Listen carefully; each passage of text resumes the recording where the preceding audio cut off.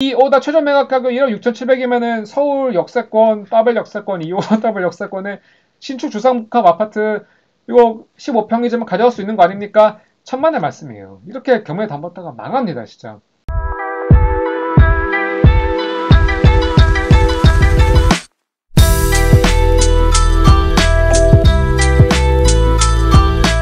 네, 안녕하세요, 여러분. 오늘은 법도깨비의 24번째 시간입니다. 오늘은 드디어 임대차 분쟁은 3부작의 마지막이에요. 마지막이면서 가장 본질적인 문제죠.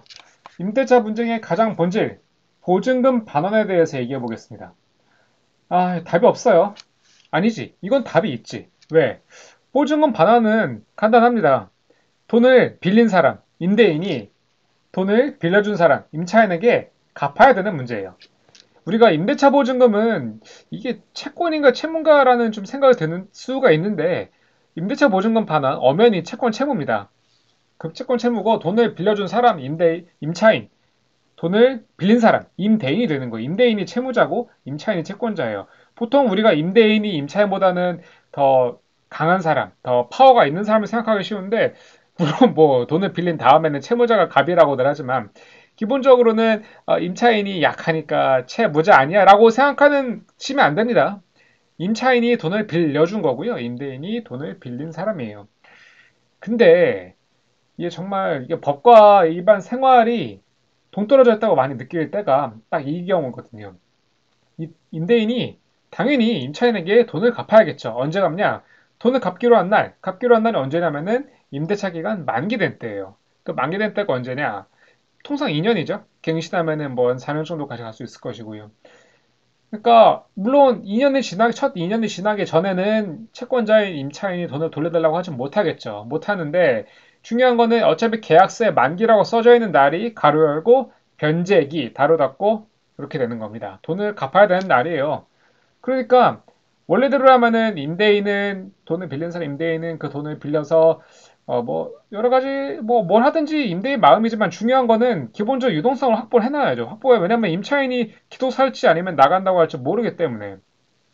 근데 뭐 일반적으로 그냥 집을 잘 살고 있던 사람이 임대를 놓는 경우라면은 뭐 돈을 돌려줄 돈을 뭐 구하는 게 기본적으로 어렵지 않겠지만 이게 갭 투자에서 문제가 발생하는 것 같아요. 이게 우리가 요새 많이 문제가 됐던 전세 사기도 마찬가지인데 전세 사기도 기본적으로 갭 투자에 엄청 진화된 피라미드 형태잖아요. 갭 투자를 하니까 애초에 집을 살 때 전세와 껴있는 물건을 사거나 새로 전세를 껴서 이제 새로 매수를 하게 됩니다. 저도 갭 투자를 많이 했었고요.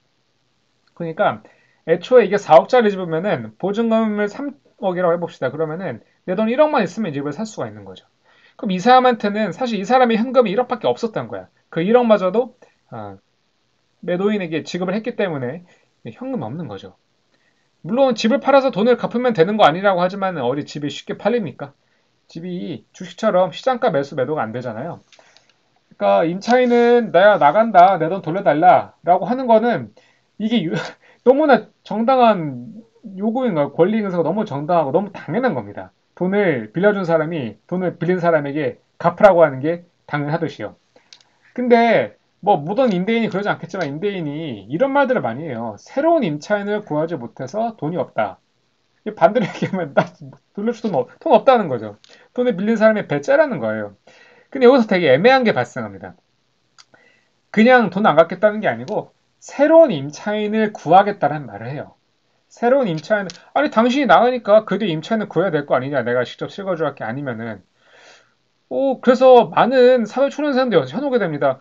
그렇지. 뭐 내가 나간 다음에 누군가가 들어와야겠지. 그럼 제 친구 한번 소개해 볼까요? 라고 하는데 이 새로운 임차인을 구하든 말든 이걸 채권자 임차인이 신경 쓸 필요가 없는 거예요. 새로운 임차인을 구하든 아니면 거기서 실거주를 하든 공시를 하든 그것은 임대인 사정이고 채무자 사정이고 아니 돈을 빌렸으면은 그 돈을 어떻게 갚든지는 그것은 채무자가 알아서 할 일이지 그거를 왜 채권자인 임차인이 신경을 써야 됩니까? 그러니까 새로운 임차인을 구하든 말든 그건 의미가 없고 무조건 돈을 돌려달라고 하면 됩니다. 그리고 뭐 그걸 요구하는 건 너무 정당한 거고 당연한 거 기본인 거고 여기에 대해서 뭐 임차인을 구하네 마네 하는 거는 의미가 없는 건데 또 여기서 두 번째 문제가 발생을 해요. 무슨 문제가 발생을 해요? 새로운 임차인을 구해야 되니까 집을 좀 보여주셔야 됩니다. 그러니까 우리 집 보여주는 거에 협조 좀 해주세요.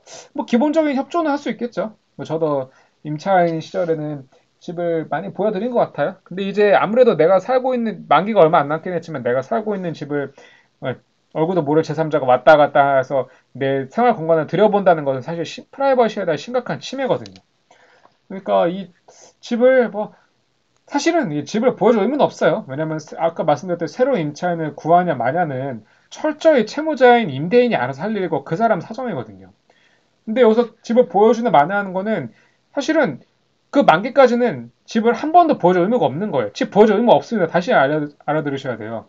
임차인을 구하든 말든은 채무자가 알아서 할 일이고 이 임차인을 구하기 위해서 집을 보여주는 만회하는 것은 이 채권자의 임차인이 1도 신경 쓸 필요가 없는 거예요.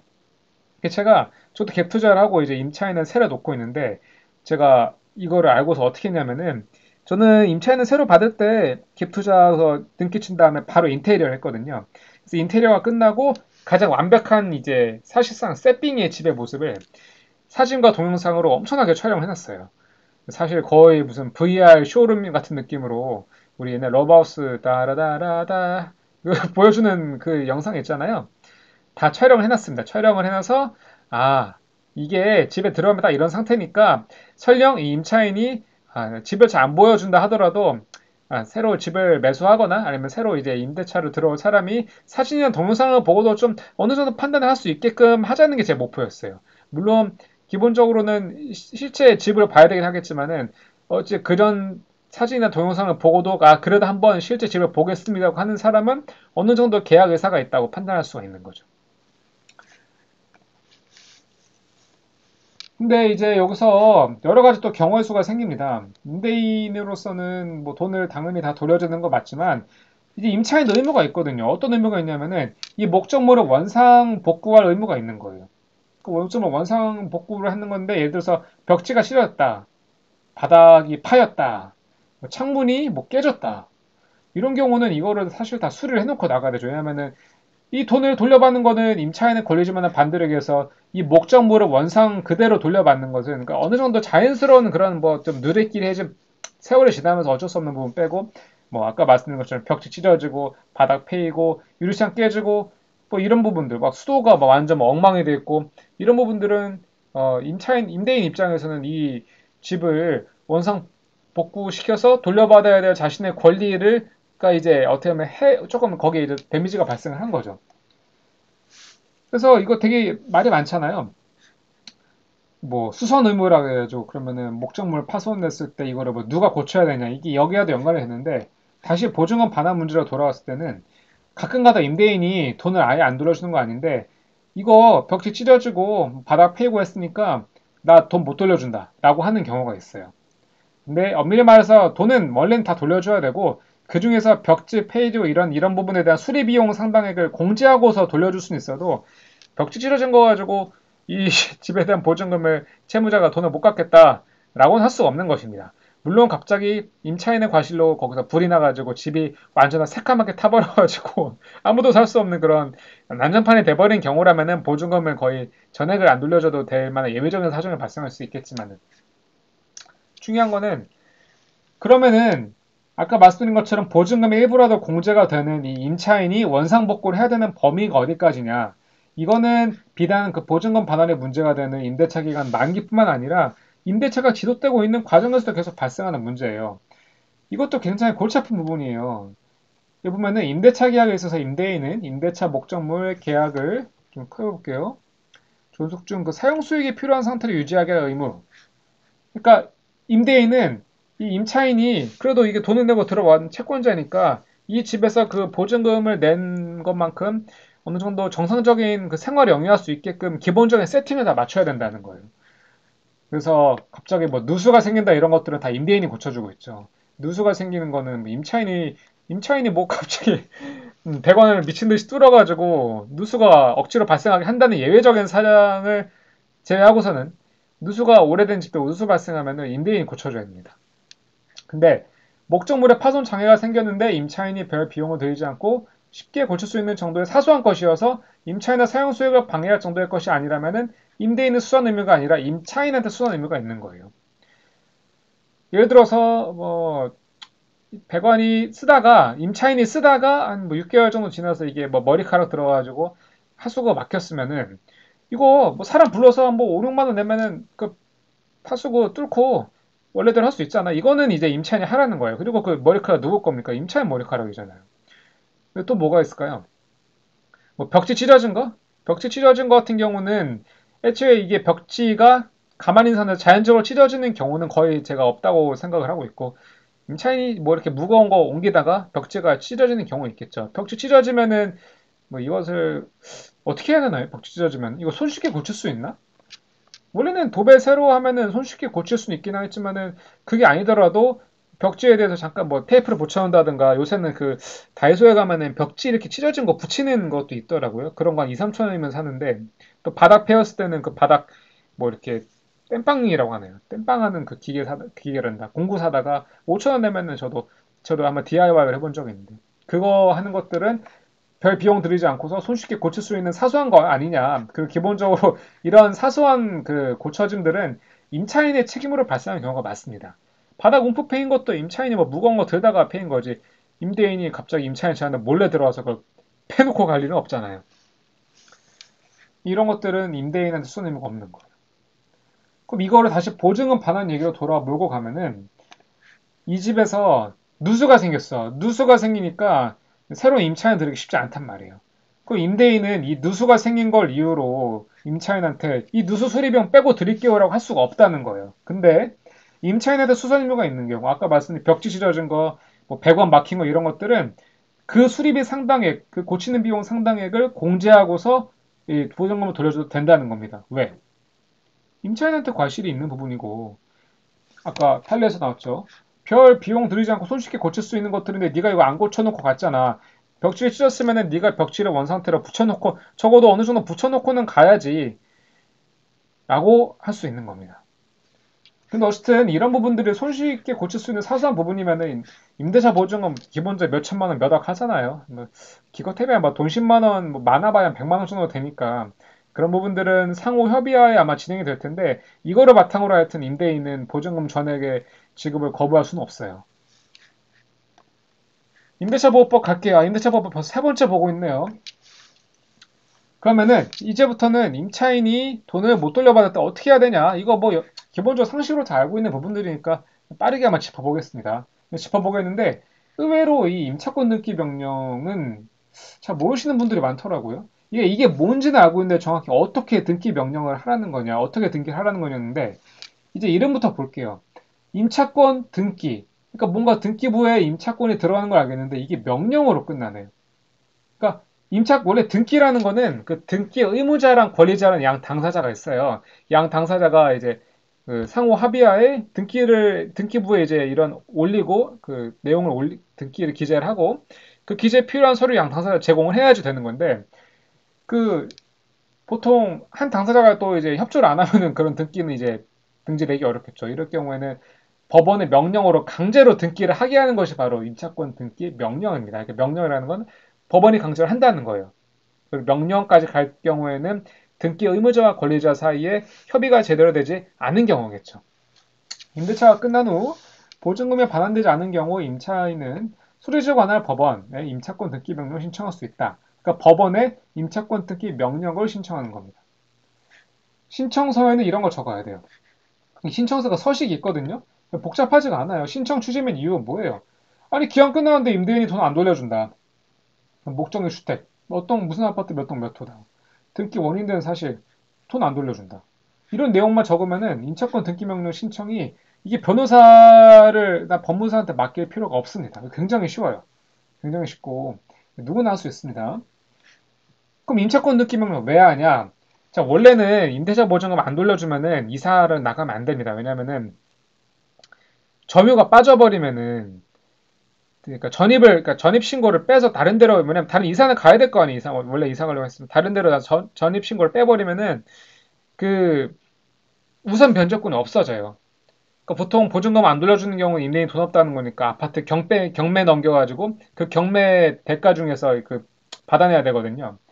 그런데 이 경매 대금 중에서 받아내기 위해서 필요한 게 전입 신고를 계속 유지를 하고 거기서 점유도 해서 사실상의 대항력을 파워를 유지시켜야 되는데 이사를 가버리는 순간 그게 깨져버린다는 거예요. 근데 이 임차권 등기명령의 최대 강점은 뭐냐면은 등기만 마치면, 그러니까 등기부에 임차권 등기 그 몇 줄 올라가게 되면은 전입을 빼도 돼. 이사를 가도 돼. 이 사실상의 대항력을 잃어버려도 상관없어요. 왜? 법적인 대항력이 임차권 등기라는 강력한 무기로 등장을 하기 때문에 그렇다는 거예요. 그래서 보면은 등기 마치면은 이 대항력 이거는 그 전입신고 플러스 확정일자했을 때 생기는 그 사실상 대항력과 법적 대항력과 우선 면제권을 취득을 한다.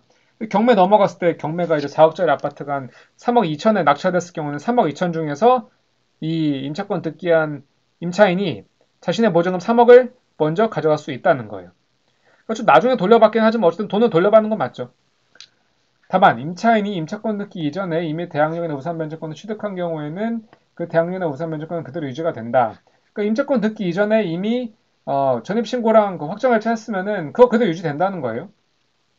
그리고 제일 중요한 거 임차권 등기 이후에는 대항력권 상실하더라도 전입 빼거나 그러니까 전입 빼거나 어떤 점유를 이전하더라도 이미 취득한 대항력이나 우선 면제권 상실되지 않습니다. 그러니까 마음대로 이사 가라는 거예요. 근데 여기서 이제 문제는 아니 보증금을 못 돌려받았는데 어딜 이사 가라는 거냐. 사실은 뭐 할 말은 없죠. 할 말은 없는데 어쨌든 뭐 강제로 이 집에서 살아야 되는 의무에서는 사실상 벗어나게 되는 거니까. 그리고 임차권 등기 명령 신청과 이에 관련해서 든 비용을 임대인에 청구할 수 있어요. 이거 어차피 돈 없는 사람인데 청구해서 뭐 합니까? 라고 하지만은 그 돈까지 해가지고 그 어쨌든 뭐 청구할 수 있다는 권리가 있는 것과 그것이 없이 좀 애매한 경우가 다르기 때문에 이거 뭐 압류를 걸거나 뭐 여러 가지 방법으로 청구를 하면 되는데 사실상 이 청구해서 받는 게 쉽지 않겠죠. 보통 이렇게 배째라고 해서 안 돌려주는 경우에는.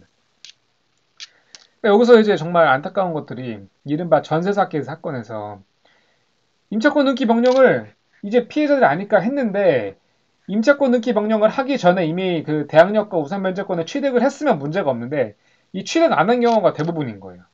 그리고 애초에 전세 사기 사건이 보통 빌라나 오피스텔에서 많이 발생하잖아요. 전세 보증금이 이 빌라나 오피스텔의 그 매매 시세보다 훨씬 높은 거예요. 이 집 기껏 해봐야 뭐 빌라 뭐 오피스텔 해봐야 뭐 2억짜리인데 보증금 막 2억 4천에 들어가 있는 거예요. 그러니까 대항력 우선 면제권을 잘 취득을 해도 4천만 원 정도는 못 돌려받는 거고 이게 경매에서 계속 유찰되고 요새는 오피스텔 빌라 경기가 안 좋으니까 계속 유찰돼가지고 낙찰가에 깎여버려서 막 처음에 막 2억 5천에 시작했는데 한 3회 유찰돼가지고 막 1억 한 3천에 낙찰돼 버리면은 나머지 보증금 1억 1천만 원은 사실 날라가는 거거든요.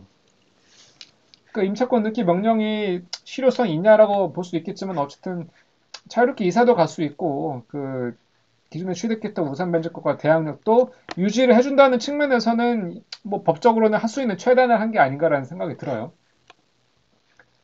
그래서 제가 경매를 보여드릴 거예요. 경매 화면을 보여드릴 건데 이 경매가 잘 이루어지게 되면은 임차권은 그 경락에 따라 낙찰되면은 소멸해요. 왜? 이 낙찰되면은 낙찰 대금 중에서 임차권의 등기 명령 원인 사실인 그 보증금 못 받은 거, 그 보증금을 먼저 우선 변제를 해줘 버리거든. 그러니까 임차인은 어느 정도 거기서 돈을 받았기 때문에 임차권은 없어지는 거죠. 다만 보증금이 모두 변제되지 아니한 대항력인 임차권은 등용하지 아니한다. 이게 핵심이다. 이거 제가 핵심에 빨간 줄 안 쳐놨네. 그러니까 아까 말씀드린 것처럼 내 보증금이 2억 4천인데 이 2억 4천 전액에 대해서 대항력과 우선 변제권을 취득을 했어요. 또 임차권 등기만은 예쁘게 했는데 아이고 낙찰이 1억 3천에 됐네. 그러면은 내 보증금 2억 4천 중에서 낙찰 보증금, 낙찰 대금 1억 3천으로 다 받는다 하더라도 1억 1천만 원이라는 보증금이 남아 있는 거잖아요. 그럼 이때는 임차권이 소멸하지 않는다는 거예요. 그러면은 낙찰받은 사람은 낙찰 대금을 다 지급을 했는데 사실상 내가 1억 1천만 원 그 변제되지 아니한 보증금 상당액을 채무를 떠안는 거와 똑같이 돼요. 골 때리죠. 실제 경매 사례에서 한번 볼게요, 우리가. 제가 신한옥션이라는 경매 사이트를 쓰고 있는데요. 잘 안 보이죠? 예. 신한옥션이 이렇게 다 표시를 해줘요. 보면은 신한옥션이 이렇게 그 날씨로 표시해 주는데 이거 보면은 구름에서 비 내리고 있죠. 이게 뭔가 문제가 있는 물건이에요. 강서구 화곡동에 있는 메종드 로제라는 아파트입니다. 아파트가 주상복합이에요. 까치산 253 한승역에서 쭉쭉쭉 와서 여기 있는 건데 이렇게 세대수가 많지 않고 주상복합이긴 하지만 어쨌든 뭐 화곡동이긴 하지만 그래도 역 가깝고 뭐 주변에 생활 편의시설 다 있고 뭐 먹을 거 많이 있고 문제는 크게 없어 보입니다. 근데 이 집에 10층 4호고 한 전용 15평이니까 투룸 내지 2.5룸이고 특수권리, 특수물건이에요. 특수물건은 경매에서 이제 사실 쉽게 접근하면 안 되는 물건이죠. 왜? 대항력에는 임차인이 있어요. 대항력. 아까 대항력 나왔죠. 이 대항력에 있는 임차인이 있다는 거예요. 이 아파트가 처음에 최저 경매가가 4억 1천으로 시작을 했어요. 근데 유찰이 벌써 4번이나 됐어요. 4번. 4번 돼가지고 1월 3일에 5차로 이제 됐는데 이게 낙찰 됐는지 모르겠어요. 아마 낙찰이 안 됐을 것 같긴 한데 또 가격적으로 메리트가 없지 않은데 1억 6천 1억 6,700이니까. 어쨌든 중요한 거는 이 물건에는 대항력 이미 임차인이 있습니다. 있고 이 임차인 이거 어차피 다 나오는 자료니까 그냥 실명 안 지었습니다. 뭐 좀 죄송한 말씀이긴 한데 자 보면은 임차인이 김민혜라는 분이고 채무자는 이제 장하영 임대인 장하영이라는 분인데 이 김민혜라는 분이 주택 임차권 등기 권리자예요. 그러니까 임차권 등기가 된 거예요. 임차권 등기가 22년 2월 24일에 됐어요. 근데 이분이 처음에 전세 들어오실 때 보증금 3억 8,200에 들어오셨거든요. 전입일자 보증금 되게 높게 들어오신 것 같아요. 전입일자 이때 확정일자 이때니까 이 전입일자에 이제 대항력을 취득을 한 거죠. 그리고 그 이후에 임차권 등기도 22년 했으니까 어, 우선 면제권과 확정 대항력은 이 전입신고 하실 때 이미 발생했던 거고 이분 이 다음에 이사를 가셔도 이 전입일자에 발생한 대항력과 우선 면제권은 소멸되지 않습니다. 근데 보증금이 높아요. 높고 그 이후에 이번에 아마 이사 가셔서 이 김용재라는 분이 또 이제 들어오신 거 이분은 월세로 들어오셨어. 보증금 1,000에 월세 40이니까 그렇게 그 보증금에 대한 그 문제는 크진 않을 것 같고 이분은 배당금 없는 것 같아요. 왜냐면은 이거 경매 너 대충 눈치 까니까 이거 월세 안 내고 그냥 버틴 거야. 월세 안 버티면 보증금에서 까지니까 뭐 보증금 못 돌려받을 위험이 없다고 본 거죠. 주택도시보증공사가 아마 경매 신청 채권자고 임차인 김민혜 씨의 임대차 보증금 받는 채권 승계인이에요. 그러니까 주택도시보증공사가 승계를 했기 때문에 사실상 이제 경매 신청 채권자고 이 임차권 등기 명령의 권리자로 보시면 됩니다. 근데 문제는 뭐냐면 자 이게 다행히도 우선 면제권과 대항력이 발생한 이후에 근저당권이 설정이 됐네요. 채권 금액이 1억 2천만 원. 근저당 있고 그다음 압류. 그러니까 세금 나면서 압류. 건보료 안 내죠? 압류. 그다음에 이때 임차권 등기 명령을 했어요. 했는데 이거 후순위를 밀린 거 아닙니까? 라고 생각할 수 있지만 아까 우리 법에서 봤듯이 이미 그 기존 전입할 때 대항력과 우선 면제가 취득하셨기 때문에 등기상으로는 여기가 후순위가 들어온다 하더라도 가장 선순위입니다. 그 다음에 또 압류가 됐어요. 강석으로. 그러니까 국세 밀리고 건보료 밀리고 지방세 밀리고 또 이제 주택도시보증공사가 이제 가압류까지 걸어서 좀 아사리 판이 났는데 죄송한 말씀이지만 임차인 수 뭐 무려 3명이나 되고 근데 이렇게 되면은 어쨌든 이 김민혜 씨의 보증금은 전입일자 할 때를 기준으로 우선 변제권과 대항력 발생을 했고 이분이 이사 가서 김용재라는 분이 대신 들어왔는데 이사를 가서 그럼 전입신고 빠졌으니까 문제되는 거 아니냐고 했지만 다행히 임차권 등기 명령 잘 하셨기 때문에 이사를 가도 이미 발생했던 우선 변제권과 대항력은 유지가 되는 거예요. 자 그러면 너무 완벽하게 예쁘게 법의 취지대로 임차인이 보호가 된 게 아니니까 할 수 있지만 불상 이 4번 유찰됐어 4번 유찰돼가지고 오 이번에 낙찰되었어도 1억 6,793만 6천 원밖에 못 받습니다. 안타깝죠? 보증금이 3억 8,200이었는데 반도 못 건지게 된 거야, 반도. 다행히 지금 이게 주택도시보증공사가 승계를 가져가셔서 이분이 이거 승계됐을 때 3억 8,200을 받고 가셨는지 모르겠어요. 아마 받고 가셨길 바라는데, 매번 유찰이 됐으니까 이 주택도시보증공사는 만약에 김민혜 씨에게 3억 8,200을 전부 이제 지급을 해드리고 승계를 했다고 하면은 엄청난 손해를 본 거죠.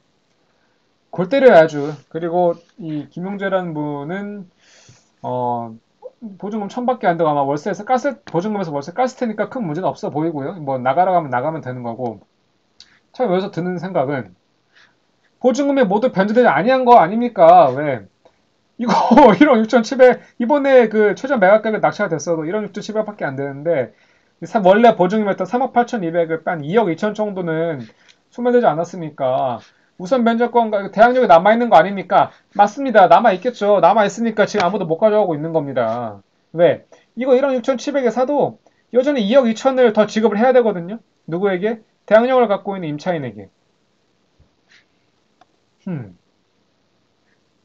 그러면은 사실상 내가 경매에 참가를 했을 때 나 최저 매각 가격 1억 6,700이면은 서울 역세권, 따벨 역세권, 2호선 따벨 역세권에 신축 주상복합 아파트 이거 15평이지만 가져갈 수 있는 거 아닙니까? 천만의 말씀이에요. 이렇게 경매 담봤다가 망합니다, 진짜. 여기서 플러스 2억 2천만 원 생각하셔야 됩니다. 골 때리죠. 그러니까 사실상 2억 2천 더하면은 3억 8,800 취득세 더하면 이 4억에 가져가는 거니까 이게 최저 매각 가격 처음 그 감정평 가격으로 돌아오는 거예요. 아마 제가 보기에는 이번에도 유찰이 되었을 것입니다. 안타깝죠.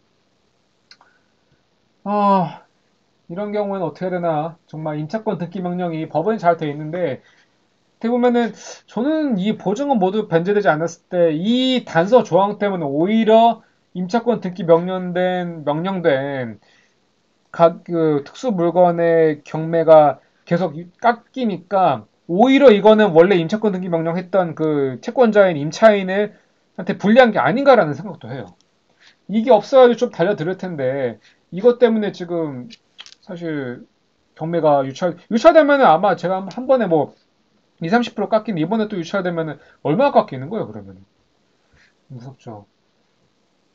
참, 이게 과연 법은 이렇게 돼 있는데, 그러니까 사실 원래대로 돌아가서 전세에 대해서 심각하게 고민해 보셔야 돼요. 전세에 대해서 요새는 법이 바뀌어가지고 뭐 임대인의 무슨 체납 사실 이런 거 다 공개하게 돼 있거든요. 근데 뭐 그거를 공개를 설령 계약 체결할 때는 체납 안 했는데 계약 체결 이후부터 체납하면은 그것도 의미가 없는 거죠. 그러니까 전세가 이게 보호돼 있으니까 이거 큰 문제가 없다고 할 수 있겠지만은 이 전세는 그냥 전세 보증 보험을 무조건 가입하셔야 되고 전세 보증 보험으로 커버 안 되는 전세 계약은 죄송한 말씀이지만 체결을 하면 안 됩니다. 왜? 이 뭐 임차권 등기 명령거 나발이고 악성 임대인 만나버리면 순간 게임 끝이에요. 매번 유찰돼요. 매번 유찰. 오늘 좀 제가 열분해서 말씀드렸는데 저도 비슷한 피해를 당한 적이 있어가지고 약간 격정적으로 말씀드렸으니까 이해해 주십시오. 오늘 영상 여기까지 하겠습니다. 유튜브 댓글로 궁금한 주제 남겨주세요. 여러분의 생활법 고민을 덜어드리는 법도깨비가 되겠습니다. 여태까지 임대차 분쟁 3연속으로 3부작으로 다뤄봤는데 다음 시간부터는 또 다른 주제로 다룰 테니까 댓글로 제발 관심 좀 가려주십시오. 감사합니다. 좋은 하루 보내세요.